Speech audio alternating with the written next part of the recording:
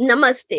आप सबका स्वागत है हमारे इस पॉडकास्ट के दूसरे एपिसोड में, जहां हम कुछ ऐसी बातें करेंगे जो हमें ले जाएंगी खुशी की ओर। इस पॉडकास्ट में हम दो थेरेपिस्ट कुछ ऐसे नुस्खे, टिप्स और सॉल्यूशंस बताएंगे जो हम सभी के अज्ञात का डर वाली प्रॉब्लम्स का इलाज बन सकते हैं। अगर हम सब इस अज्ञात का डर का मिलके सामना करें तो जरूर हम सब खुशी की ओर बढ़ते चले जा सकते हैं। मैं हूँ सुनीता राव, पुणे से, जो पिछले 15 सालों से वेलनेस और थेरेपी के क्षेत्र में काम कर रही हूँ। और नमस्ते, मैं हूं अंकिता ओझा, बैंगलोर से, जो पिछले 5 सालों से वेलनेस और थेरेपी के क्षेत्र में काम कर रही हूँ।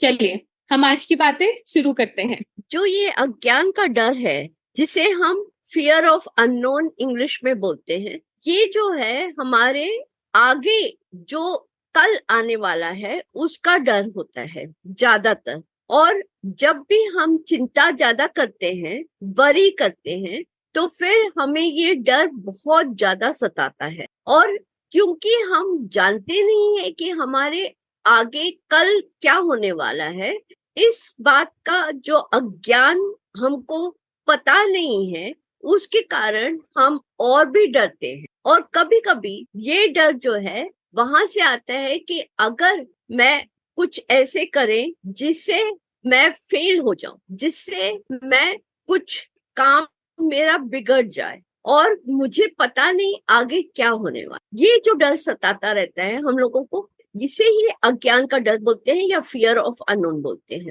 और जब भी हम अपने कंफर्ट जोन से, कंफर्ट जोन का मतलब है जहां हम बहुत ही कंट्रोल में रहते हैं, खुशी से रहते हैं, उस जोन से हम बाहर निकलते कुछ ऐसा काम करने के लिए जिसके लिए हमें पहले से अंदाजा ना हो या पहले से हम लोगों को पता ना हो, तो तब ये डर हमको सताता। कई बार यही डर हमको, जैसे जब हम कोई एग्जाम लिखने जाते, तब हमको, हमने पढ़ाई तो किया है, सब कुछ याद है, पर कौन से प्रश्न हमसे पूछे जाएंगे, क्या होगा, मैं हम उसको लिख पाएंगे कि नहीं, ये सब जो डर हो, ये ही अज्ञान का डर है। और जब हम अपने कंफर्ट जोन से निकल के बाहर निकलते हैं, तो हम लोगों को ऐसा महसूस होता है कि हमारे पास कोई कंट्रोल ही नहीं है और हमारे पास कोई पावर ही नहीं है। तो उस पावरलेस फीलिंग के लिए, उस जहां पे हमारा कोई कंट्रोल नहीं, वो कंट्रोल लेस स्थिति में हम लोगों को और भी डर, जैसे जय कृष्णमूर्ति ने कहा है, अज्ञात के भय नहीं होता, ज्ञात के अंत का भय होता है। मतलब जहां हम जानते हैं, जो कुछ हम जानते हैं, उसका जब अंत होता है, वहां भय चालू होता है। ये जो जय कृष्णमूर्ति ने बोला है, ये बहुत अच्छी बात कही है। हम लोगों को इससे पता चलता है कि ज्ञात के अंत में जहां हम लोगों को लगता है कि मैं जो जानता हूँ वहां खत्म हो रहा है, वहां से हमारा डर चालू। ये चिंता डर के बारे में, या ये चिंता जो है भय के बारे में, ये चिंता क्या हमको फायदा देता है? कोई फायदा नहीं देता। चिंता एक असमर्थक विचारों का चक्र है जो भय के चारों ओर घूमता है। ये जो बात कही है, ये पूरी टेन बूम ने कहा है। ये हमारा चिंता का विषय है जो हम अननेसेसरी कर, मतलब कारण के बिना चिंता कर। और यही जो चिंता हम भय के बारे में करते हैं या डर के बारे में करते हैं, उसी के कारण हम अपने आप से बहुत कुछ ऐसे कह जाते हैं हमारे दिमाग, और हमको ऐसा फीलिंग आता है, ऐसा महसूस होता है कि हम कंट्रोल में नहीं है। कई बार ऐसा होता है जब हम कोई नई चीज चालू करना चाहते, तो वो नई चीज हमको पता नहीं है, हमने कभी जिंदगी में नहीं किया है। जैसे हम 10th स्टैंडर्ड में पहुंचे, हमको 11वीं स्टैंडर्ड या 12वीं स्टैंडर्ड या 10th के बाद हम क्या सब्जेक्ट ले रहे हैं, उसका हमको पता नहीं है। अगर हमारा नंबर अच्छे आए 10th में, वो भी हमको पता नहीं। तो 10वीं कक्षा में जैसे पहुंचते हैं, बड़े बच्चों को ये डर सताने लगता है कि आगे हमारे साथ क्या होने वाला है। ये सिर्फ बच्चों का ही नहीं, जब हम कॉलेज से निकलते हैं तब भी ये डर सताता है हमको कि शायद हमको काम मिले ना मिले, कौन से कंपनी में काम मिले, कहाँ पे हम जाके काम करेंगे। ये सब जो डर है, ये सब अज्ञात स्थिति का डर है। एंड जब हम कभी बचपन में कोई ऐसा काम नहीं किया है जो नई चीज हो हमारे लिए, या कई बार माँ बाप जो होते हैं वो बच्चों को कुछ भी नया करने नहीं देते, तो बच्चों के अंदर एक भय होता है कोई भी चीज नया करने के लिए। ये जो सब भय है, अलग अलग प्रकार के भय हैं, और ये सब इस अज्ञात स्थिति के बारे में है। अंकिता, आपका क्या है? आपके एक्सपीरियंस में आपने कैसे इस डर को देखा है? जी हाँ, तो आज मैं शुरुआत करूंगी एक कोट से, जो है मिस्टर H.P. लवक्राफ्ट का। और कोट है, मानवता की सबसे पुरानी और मजबूत भावना डर है, और सबसे पुराना और मजबूत डर अज्ञात का डर है। तो जैसे सुनीता जी आपने कहा, ये अज्ञात का डर, और या कहा जाए कोई भी डर, मानवता के साथ बहुत लंबे समय से चला आ रहा है। जब मानवता से हम सिविलाइजेशन की तरफ इनिशियल पीरियड से निकल रहे थे, जब हम आ रहे थे, तो बहुत सारी चीजें ऐसी होती थी जिसके लिए डर काफी जरूरी चीज। तो उस हिसाब से अगर हम देखें और समझने की कोशिश करें, तो जो एक्चुअली डर है वो हमारे बॉडी और माइंड का एक आत्मरक्षा का तरीका है। It's a self preservation instinct. तो जब भी ऐसा कुछ डर हमारे मन में बैठता है, तो सबसे पहले हमें ये समझना चाहिए कि ये हमारे फायदे के लिए ही आ रहा है। ये डर हमारा दुश्मन नहीं है। ये डर एक्चुअली हमारा एक दोस्त है जो हमें प्रोटेक्ट करना चाहता है, जो एक्चुअली चाहता है कि हम एक ऐसे रास्ते पे चले जो हमारे लिए जाना पहचाना है, जिसको हम पहले इस रास्ते पे हम पहले चल चुके हैं, और हमें उस रास्ते की सारी कठिनाइयां हैंडल करनी आती हैं। तो एक्चुअली ये डर हमें बचाना चाहता है एक दोस्त की तरह। लेकिन हम ये भी देखना चाहते हैं कि हम कई बार हमारे दोस्त चाहे हमारा अच्छा चाहते हैं, बट हमें पता है कि हमारे लिए कोई और चीज बनी है जो हमारे ग्रोथ के लिए काम आएगी, जो हमारे हमारे गोल्स को पूरा करेगी, या हमारी किसी चाह को पूरा करेगी। तो हमें इस डर से डरना नहीं है, हमें इससे लड़ना नहीं है। हमें क्योंकि ये एक दोस्त की तरह हमारे जिंदगी में आ रहा है, हमें प्रोटेक्ट करने के लिए आ रहा है, हमें सुरक्षित रखने के लिए आ रहा है, तो हमें इसको समझने की कोशिश करनी है, जैसे कि हम एक दोस्त के साथ करेंगे। तो एक ये काफी सेल्फ प्रेजर्वेशन इंस्टिंक्ट एक बहुत इंपॉर्टेंट कारण है जिसकी वजह से डर हमारे जिंदगी में आता है। फिर दूसरा, हमको ये भी देखना है कि जो फियर ऑफ अननोन है, जो हमें अज्ञात या अनजान चीजों का डर है, हमें ये देखने की कोशिश करनी चाहिए कि क्या ये एक्चुअली किसी अनजान चीज का डर है, या ये कोई ऐसा डर है जो एक्चुअली हम अभी देख नहीं पा रहे हैं। तो हमें एक पर्दा हटा के ये देखने की भी जरूरत है, क्या वो फियर ऑफ फेलियर है, फियर ऑफ सक्सेस है, क्या वो फियर ऑफ एक्सपेक्टेशंस है, या हो सकता है फियर ऑफ रिस्पॉन्सिबिलिटी है। तो ऐसे कई किस्म के डर हो सकते हैं जो हमारी जिंदगी में हमें इम्पैक्ट करते हैं, लेकिन क्योंकि हम उनके बारे में समझते नहीं है, तो कई बार हम उसको फियर ऑफ अननोन समझ लेते हैं। तो अगर हम उस चीज के पीछे भी हम थोड़ा ध्यान देंगे, थोड़ा पता लगाने की कोशिश करेंगे, तो हम एक्चुअली एक सही अप्रोच से उस चीज को हैंडल कर पाएंगे। तो जैसे अगर मैं आपको एग्जांपल दूं, फियर ऑफ सक्सेस, तो फियर ऑफ सक्सेस हम सोचते हैं कि नहीं, सक्सेसफुल तो हर कोई होना चाहता है, तो उसके लिए फियर क्यों होगा। लेकिन जब भी हम एक सक्सेसफुल लाइफ में जाते हैं, हमने अभी तक एक सक्सेसफुल लाइफ जी है, एक मॉडरेटली सक्सेसफुल में भी, बट जब हम एक हाई लेवल सक्सेस की तरफ के बारे में सोचते हैं, तो सक्सेस के साथ काफी रिस्पॉन्सिबिलिटीज भी आती हैं, काफी अटेंशन भी आता है, कई बार कई किस्म के नए लोग आपको मिलते हैं, कई बार कुछ अलग कठिनाइयां आप सोचते हैं कि सक्सेस होने के साथ आएंगी। तो आप एक्चुअली उन चीजों से कई बार डर के फियर ऑफ सक्सेस में की वजह से भी अपने रास्ते को रुका सकते हैं, और या चीज को हम फियर ऑफ अननोन सोच सकते हैं।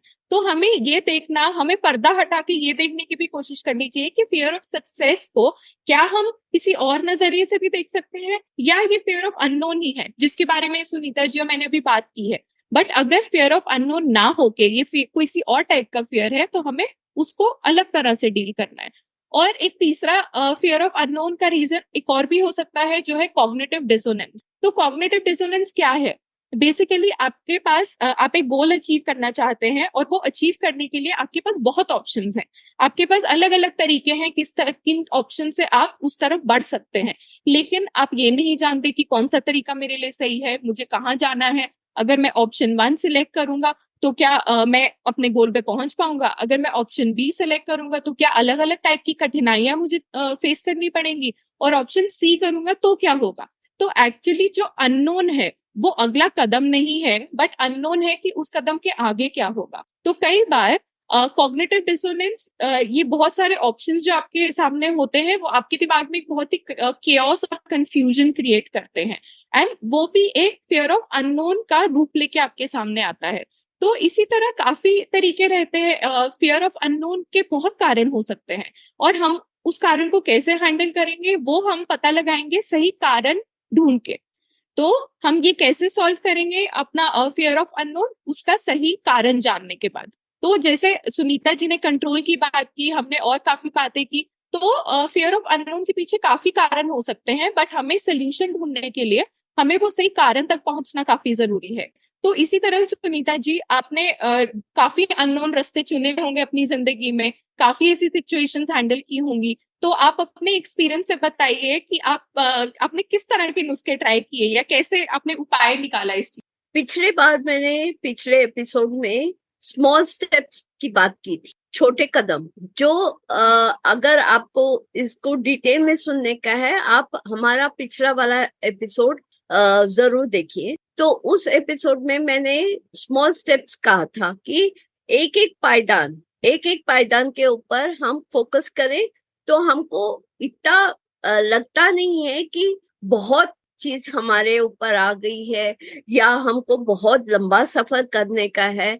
तो ये जो भय होता है कि ये हम कर कैसे करें, क्योंकि ये बहुत बड़ा दिखता है हम। तो अगर हम छोटी छोटी चीजों के ऊपर ध्यान दें, ना कि पूरे चीज के ऊपर, तो उससे भी वो डर के ऊपर काबू पा सकते हैं। और कई बार होता है, जैसे मेरा एक एग्जांपल देती हूँ। मैंने एक क्लाइंट के साथ काम किया था, जिसने जो आए थे और उन्होंने बोला था कभी भी प्लेन में बैठते हैं तो उनको बहुत डर लगता है। तो हमने बहुत देखा कि कहाँ कहाँ से डर आ रहा है, या हाइट का डर है, मतलब ऊंचाई का डर है, या किस किस बात से उनको डर लग रहा है, जमीन से बहुत ऊपर है इसका डर है। पर कई पता चला कि उन्होंने बचपन में एक बाथरूम में बंद हो गए। तो वो बंद हुआ जो डर था, वो अब जब भी कोई ऐसी जगह जाते हैं जहां सब बंद है और प्लेन में सारे दरवाजे बंद हो जाते हैं, तो वो टाइम पे उनको ये डर से हम लोगों ने क्लियर कर दिया। अब तो वो प्लेन में बड़े आराम से उड़ते हैं और फॉरेन ट्रेवल्स भी कर रहे हैं। तो कई बार जब हम ऐसी छोटी सी जो डर होती है, कहीं बचपन में हमारा एक लिंक होता है, एक कड़ी होती है, वो लिंक हम अगर तोड़ दें तो भी वो डर चला जाता है। दूसरा तरीका जो मैंने आजमाया है और मुझे बहुत अच्छा लगा है, वो है कि मैं रिस्क जर्नल करूं। रिस्क मतलब जो मैं काम कर रही हूँ उसमें अगर मैं क्या मेरे पिछले जो भी मैंने कार्य किया है उसमें मैं सक्सेसफुल हुई हूँ कि नहीं हुई हूँ, ठीक है, उसको देखने का है। अगर मैं सक्सेसफुल हुई हूँ तो दैट मीन्स मैं कर सकती हूँ, आगे बढ़ सकती हूँ, और मैं प्रिपेयर कर सकती हूँ अपने आप को और बेहतर करने के लिए।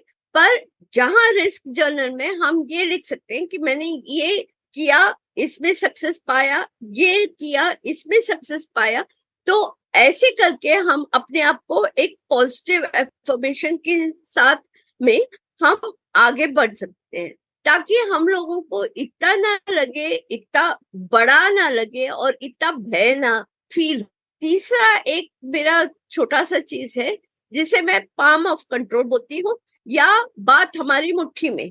तो पाम ऑफ कंट्रोल या बात हमारी मुट्ठी में है, जहां हम हर एक उंगली पे अपने सक्सेसेस गिन ले, या वो जो चीज हमारे कंट्रोल में है उसके ऊपर फोकस करें। ठीक है, मैं एग्जाम्पल के साथ बात करती हूँ। जैसे मैंने पहले एग्जाम्पल दिया था, बच्चे जैसे स्कूल में एग्जाम देने जाते हैं, तो यही चीज हम पाम ऑफ कंट्रोल पे डालते हैं या बात हमारी मुट्ठी में डाल।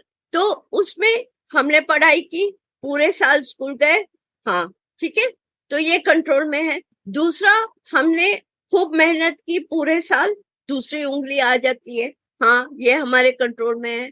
हम सारे टेस्ट पास किए, यूनिट टेस्ट हो या हाफ ईयरली हो, यस। तो फोर्थ, हमने अब दोबारा पूरे लेसन पढ़े हैं और पूरे लेसन हमको समझ में आते हैं कॉन्सेप्ट के हिसाब से। तो जैसे हम एक एक चीज पे फोकस करते हैं जो हमारे कंट्रोल में है, ठीक है, उन चीजों पे हम ध्यान देने लगते हैं, तो हमको लगता है कि हाँ यार, शायद एग्जाम में पता नहीं कौन से सवाल पूछेंगे, पर मेरी तैयारी तो पूरी है, मैं तो सब जानती हूँ, जो भी आता है मैं जाके लिख। तो इतना हमको कॉन्फिडेंस आता है। तो ये चिंता करने से कोई फायदा नहीं है, फोकस अपने को हटाने का है चिंता से या डर से, और हमको उस पे डालने का है जहां हमारा कंट्रोल है, जिसपे हमने पहले से मेहनत करते रहा। आप क्या बोलते हैं अंकिता? बिल्कुल सुनीता जी, मुझे लगता है काश ये मुझे बचपन में पता चल जाता पाम ऑफ कंट्रोल, तो मैं एग्जाम्स में इतना नहीं डरती और शायद थोड़ा बेटर भी कर लेती। तो ये बहुत अच्छा आइडिया है। और सेकेंडली इसको देख के मुझे ये भी याद आता है कि हमने जब खुशी की ओर का कॉन्सेप्चुअलाइजेशन किया था, जब हमने इस बारे में सोचा था, तो हमारे मन में भी कितना डर था कि हम कैसे करेंगे, हम कैमरा के सामने आएंगे पहली बार, और हम सबके लिए पहली बार ऐसा कुछ एक्सपेरिमेंट है करने का। तो पर हमने वो हिम्मत जुटाई, और जैसे आप बोल रहे हो हमने एग्जैक्टली वैसा ही किया, क्योंकि हम जब डर में होते हैं हमारा पूरा फोकस सिर्फ डर की तरफ होता है, और हम अपना जो मतलब अननोन की तरफ हम देखते रहते हैं, और जो नोन है उसको भूल जाते हैं या उसको देख ही नहीं पाते क्योंकि डर इतना बड़ा लगता है हमें। लेकिन अगर हम, जैसे आपने बोला, हम नोन के साथ अननोन के साथ नोन को भी अगर देखेंगे, तो वो एक्चुअली हमें एक थोड़ा एम्पावर करेगा, हमें थोड़ी शक्ति देगा। तो ये मेरे ख्याल से काफी यूजफुल है, क्योंकि हमने एक्चुअली अभी बहुत रिसेंटली ये सेम अप्रोच को यूज करके आज हम सबके सामने यहाँ बैठे हैं। तो ये actually this is very nice. इसके अलावा अगर मैं अपने एक्सपीरियंस से बात करूं, तो एक नुस्खा मेरे दिमाग में ये भी आता है कि अगर हम प्रिपरेशन अपनी पूरी रखें, अगर हम किसी ऐसे जगह पे जा रहे हैं जो हमें नहीं पता है और वो हमारे लिए अननोन है, तो हम उसके लिए अपने आप को प्रिपेयर करें, हम उसकी तैयारी करें, और अलग तरीकों से थोड़ा रिसर्च कर सकते हैं, या हम उस रास्ते पे कभी नहीं गए हैं बट हो सकता है कोई और उस रास्ते पे जा चुका है हमसे पहले, तो हम उनकी सहायता ले सकते हैं, हम उनसे बात कर सकते हैं। या अगर आप किसी से बात, आप ऐसे किसी इंसान को नहीं जानते हैं, तो मार्केट में बहुत किताबें हैं जो आपको थोड़ा मदद कर सकती हैं उस रास्ते के बारे में जानने के लिए, जो एक्चुअली आपका डर थोड़ा कम करेंगी, आपको थोड़ा कॉन्फिडेंस देंगी।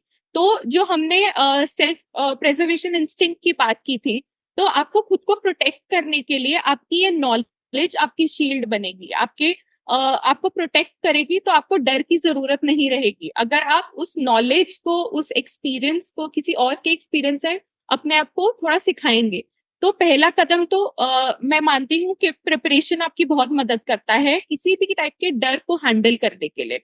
और फिर सेकेंडली एक बहुत अच्छा कोट है एलन वॉट्स का, जो कहता है, by replacing the fear of unknown with curiosity, we open ourselves up to an infinite stream of possibility। जो आपको ये बताता है कि आपका जब आप एक डर को देख रहे हैं, जब आप एक सिचुएशन को डर की नजर से देख रहे हैं, तो आप फ्रीज हो जाते हैं। बट अगर आप सोचिए, अगर आप मतलब इंस्टेड ऑफ थिंकिंग के ओ नो अब क्या होगा, अब मैं कैसे हैंडल करूंगा, पता नहीं आगे क्या है, अगर आप ये सोचे कि ओ देखते हैं क्या होगा, मजा आएगा, चलो इसको एक अलग नजरिए से देखते हैं, कुछ तो एक्साइटिंग होने वाला है, कुछ तो इंटरेस्टिंग होने वाला है, अगर आप उसको क्यूरियोसिटी की नजर से देखेंगे, तो एक्चुअली आपको काफी मदद मिलती है, क्योंकि आपका जो माइंड है वो नर्वसनेस और एक्साइटमेंट के बीच का डिफरेंस नहीं जानता है।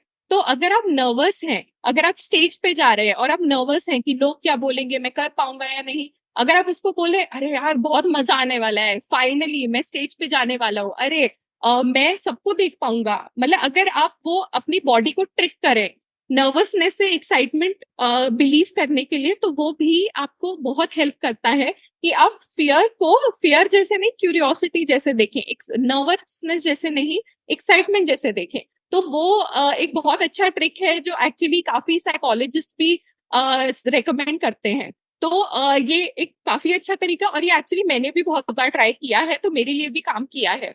और तीसरा एक मैं ये मानती हूँ कि एक हमारा लिमिटेड माइंड होता है और एक अनलिमिटेड माइंड है।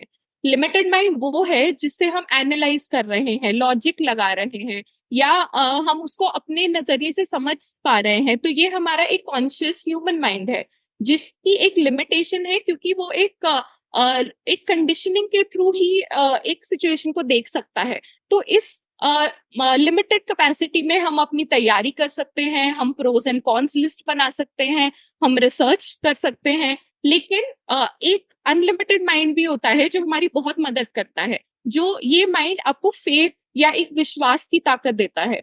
आप किसी भी चीज में विश्वास करते हैं, चाहे भगवान में करते हैं, यूनिवर्स में करते हैं, साइंस में करते हैं, या एक्चुअली आपका विश्वास अपने ऊपर है कि कुछ भी सिचुएशन हो मुझे आता है हैंडल करना और मैं कर लूंगी हैंडल। तो ये आपका जो अनलिमिटेड माइंड है, ये आपको उस पावर में कनेक्ट करने में बहुत मदद करता है। और ये माइंड आपको ये याद दिलाता है कि चाहे आप अपनी पूरी तैयारी से चल रहे हैं, लेकिन एक ताकत है जो इससे भी ज्यादा है, जो आपकी मदद कर रही है, जो आपको ये देखने में बहुत मदद करता है कि आप चाहे नोन रास्ते पे चलें या अननोन रास्ते पे चलें, पर आप कभी भी अकेले नहीं हैं। तो आपके साथ एक ताकत हमेशा है, आपके साथ आपके पूर्वजों की ब्लेसिंग्स हैं, आपके फैमिली, आपके वेल विशर्स की ब्लेसिंग्स हैं, और वो कहीं ना कहीं वो अनलिमिटेड माइंड आपको एक बहुत मदद करता है किसी भी चीज को एक बहुत बड़े बड़े नजरिए से देखने में। तो मेरे ख्याल से लिमिटेड माइंड के साथ अगर आप अपने अनलिमिटेड माइंड को भी साथ में इस्तेमाल करें, तो वो आपको एक प्रॉब्लम का एक बहुत बड़ा सोल्यूशन भी दिखाता है। तो ये सुनीता जी कुछ ऐसे नुस्खे हैं जो मैं अपनी समझ से, अपने एक्सपीरियंस से लेके आ पाई हूँ। तो आप please would you like to add something? जैसे आपने बोला स्टेज के बारे में, तो मुझे एक चीज याद आई। जैसे अमिताभ बच्चन है, हम सब जानते हैं उनको, पर जब उन्होंने स्टार्ट किया था, जब वो छोटे थे, तो उन्होंने पहला काम रेडियो में करना चाहा, ऑल इंडिया रेडियो दिल्ली में।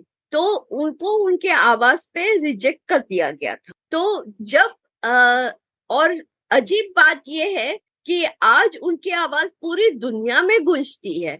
तो जहां हम नेगेटिविटी पे ध्यान ना दें, डर पे, भय पे, इसके ऊपर ज्यादा ध्यान ना दें, और ये सोचें कि 50% हमारा सक्सेस तो हो सकता है ना, 50-50 का हम लोग कर रहे, आधा टाइम सक्सेस तो हो सकता है ना। तो जैसे लॉटरी वाले जो टिकट लेते हैं, वो भी उस फेथ पे लेते हैं कि हाँ मैं लॉटरी जीतने वाला हूँ आज। तो इसी फेथ के ऊपर अगर हम काम करें तो बहुत अच्छा बात होता है कि हम अपने भय के ऊपर काबू पा सकते हैं। कई ऐसी लाइव एग्जांपल्स में देना चाहती हूँ जो हमारे आजकल के जमाने में लोग हैं जो इसी चीज को इस्तेमाल करके आगे बढ़ चुके हैं। तो एक तरीका होता है जिसे विजुअलाइजेशन कहते हैं। विजुअलाइजेशन मतलब हम उसको अभिव्यक्ति और कल्पना शक्ति के कारण हम आगे बढ़ सकते हैं। मैनिफेस्टेशन एंड विजुअलाइजेशन, ये दो जो चीजें हैं, इसके साथ हम आगे बढ़ सकते हैं। इसका एक बहुत अच्छे 2 एग्जाम्पल्स है मेरे पास, और मैं देना चाहती हूँ ताकि लोगों का मनोस्थिति में थोड़ा सा कॉन्फिडेंस बढ़े कि अगर कोई और किया है तो हम भी कर सकते हैं ये। ओके, तो जैसे विजुअलाइजेशन हम इसे कहते हैं जहां हम हमारे जो आगे होने वाला है उसके बारे में हम एक क्लियर पिक्चर रखें हमारे माइंड में, हमारे दिमाग। तो कई लोग बोलते हैं जैसे आप घर खरीदना चाहते हो तो एक घर का पिक्चर लगा दो और उसको रोज देखते रहो। तो ये विजुअलाइजेशन टेक्निक है, एक कल्पना शक्ति है। सबसे बड़ा एग्जाम्पल हमारा क्रिकेट टीम में ध्रुव जुरेल करके आगरा का लड़का है, जिसे प्लास्टिक सर्जरी हुई थी 5 साल, जब वो 5 साल का था। उसके लेफ्ट लेग में बस के टायर के नीचे उसका पैर फंस गया। वो लड़का आज इंडियन क्रिकेट टीम में बैटिंग करता है, आईपीएल में राजस्थान रॉयल की टीम से खेलता है। उसके पापा जो थे कारगिल सोल्जर थे, और कारगिल की लड़ाई में उन्होंने देश के लिए लड़ा। इसने विजुअलाइजेशन इतनी अच्छी तरह की कि वो अपने खुद के प्रॉब्लम से निकल के आज वो क्रिकेटर बना है। और क्रिकेटिंग में आप जानते हो अपने पैर के ऊपर कितना मेहनत, कितना प्रेशर पड़ता है।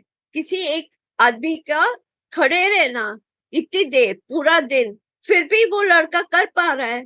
वो किस हद तक उसने विजुअलाइजेशन किया और उसने मैं अपने आप को मैनिफेस्ट किया, अभिव्यक्ति किया कि मुझे बनना है तो मैं बनूंगा। और एक और एग्जांपल में दे, जहां हम क्रिकेटर के बारे में बात कर रहे हैं, एक और लड़का है, वो भी राजस्थान रॉयल के आईपीएल में राजस्थान रॉयल की टीम में है, यशस्वी जायसवाल।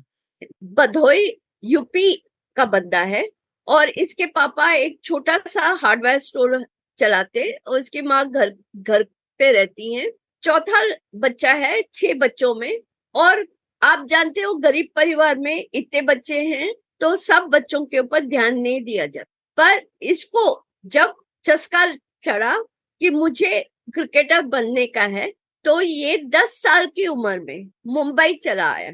और वहां पे उसको दिया गया था एक जगह रहने के लिए, पर वहां पे वो रह नहीं पाया, तो वो वहां से शिफ्ट होके आजाद मैदान जो है, जहां मुंबई में आजाद मैदान में सब बच्चे खेलते हैं और सब बच्चे प्रैक्टिस करते हैं। सचिन तेंदुलकर भी आजाद मैदान पे खेलता था, और आज बहुत इंटरनेशनल सब सचिन तेंदुलकर को मानते। तो ये लड़का बोला कि अगर मुझे क्रिकेटर बनना है तो मुझे 24 घंटे क्रिकेट के बारे में सोचने का है, 24 घंटे उसका विजुअलाइजेशन करने का है, 24 घंटे मुझे इसी चीज के अंदर जीने का है।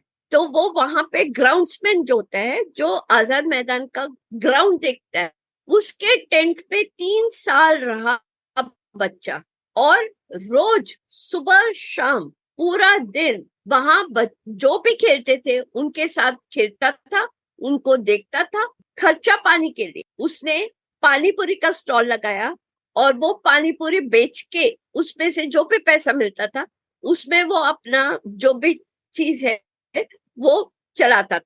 और जब जब ज्वाला सिंह 2013 में एक क्रिकेट एकेडमी सेंटा क्रूज में चलाते हैं, उन्होंने उसका लीगल गार्डियनशिप लिया, तब जाके उसने पानी पूरी बेचना बंद किया। पर आज देखिए वो कहां से कहां पहुंच गया। तो ये सब विजुअलाइजेशन का टेक्निक है, और ये जो कल्पना शक्ति है हमारे अंदर, इस चीज को हम कभी झुटला नहीं सकते हैं। और अगर हमको कोई भी चीज मैनिफेस्ट करना है, अभिव्यक्ति करना है, तो हमको ये तरीके अपनाने ही पड़ेंगे। बहुत सारे, ना ही क्रिकेटर्स, बहुत सारे स्पोर्ट्स लोग, बहुत और भी अलग अलग तरीके के लोग ये चीज को अपनी मन की शक्ति, जैसे आपने बोला अंकिता, जो एक सबकॉन्शियस माइंड है, अज्ञात मन, जिसे हम जानते नहीं है, उसकी शक्ति का इस्तेमाल करना हमारे ही बस में है। हम इन चीजों को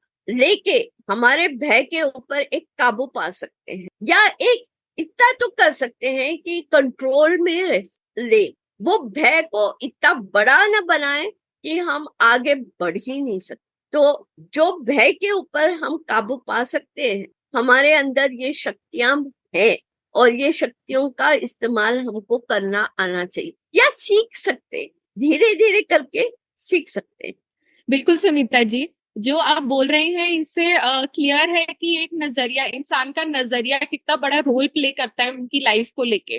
क्योंकि चाहे मैनिफेस्टेशन है, चाहे विजुअलाइजेशन है, हम वो कर रहे हैं, रोज कर रहे हैं, दिन रात कर रहे हैं, बट अनकॉन्शियसली कर रहे हैं। और इसके लिए हमारी लाइफ भी अनकॉन्शियस है, अज्ञात है।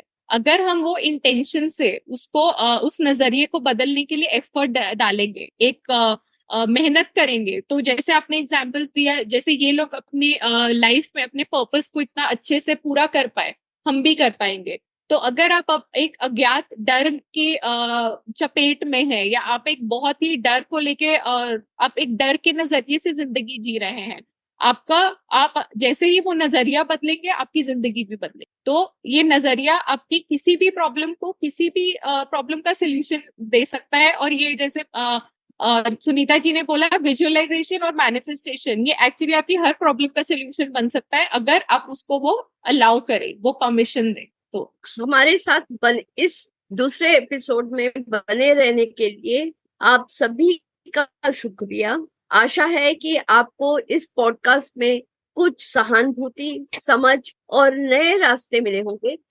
आप अपने जिंदगी में इन डरों का कैसे सामना कर सकते हैं, उसके बारे में हमें जरूर कमेंट सेक्शन में लिखें।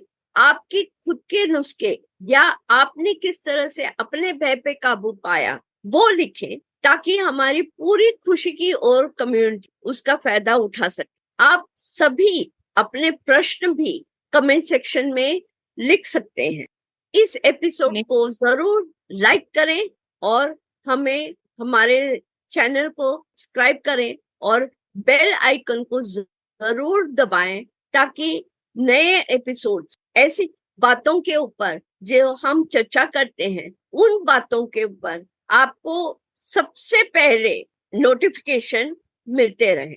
हमारे इस प्रयास में कुछ लोगों का हाथ है, जिनका हम तहे दिल से शुक्रगुजार हैं। Zoom recordings, Wondershare Filmora, Canva और फोनिक। हमारे इस एपिसोड की धुन है travelogue in green by audio stock. आपको ये एपिसोड यूट्यूब, स्पॉटिफाई और गूगल पॉडकास्ट के माध्यम से पहुंच रहा है। हमसे आप इंस्टाग्राम पे @खुशी की ओर, यानी KHUSHIKIOAR, और फेसबुक से भी जुड़ सकते हैं। ये पॉडकास्ट करना प्रोडक्ट्स की पेशकश है। हमसे जुड़े रहिए और बढ़ते रहिए खुशी की ओर। धन्यवाद।